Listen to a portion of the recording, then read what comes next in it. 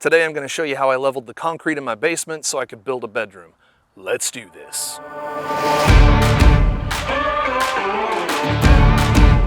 I want to finish out a bedroom in my unfinished basement, but my basement has a saggy concrete problem. While not unusual, saggy, droopy concrete can be difficult to lay flooring over and can be an embarrassment for your basement.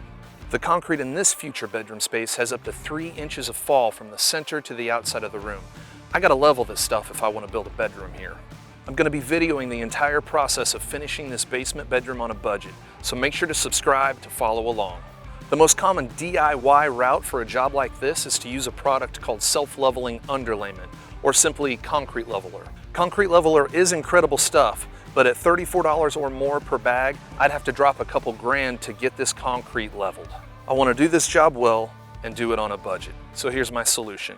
I'm going to pour a base layer of Quikrete at $4 a bag to bring the concrete up nearly to level, and then top it off with a thin layer of that high-dollar self-leveling underlayment. This will drop the price by about 75%. This is a big and moderately intimidating job. I'm going to show you all the steps to leveling this concrete, even the mess-ups, and what I learn along the way. Here's the tools and materials I'll need for the Quikrete base layer.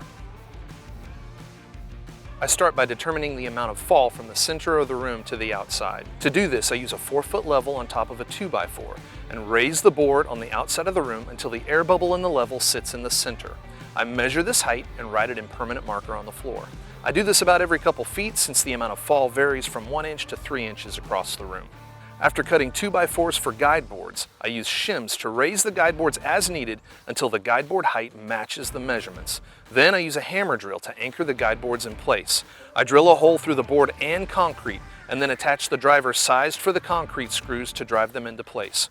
Why did I choose these particular concrete screws for this job? Because they're the ones I found in my garage. Mancycle. I did this all around the side of the room with the saggy concrete. Now my guideboards are anchored and level.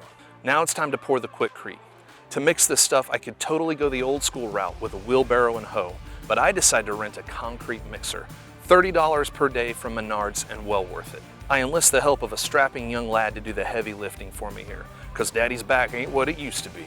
Thank you for helping me, Braeden. We start by turning on the mixer and adding the appropriate amount of water for 1 Quikrete bag.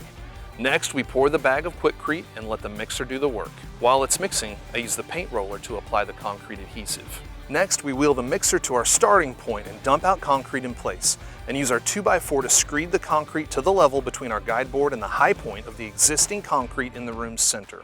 Pouring much less than a ½ inch layer of Quikrete can be difficult and ineffective, so we don't add any Quikrete within a foot or so of the room's center. This will be filled in with self-leveler later. We continue the process, and it's pretty straightforward. Roll on the latex concrete adhesive, mix and pour the concrete, screed it to level, and repeat. We continue this approach over the entirety of the room. When we're all finished, we rinse our tools and give that Quikrete layer a couple weeks to cure.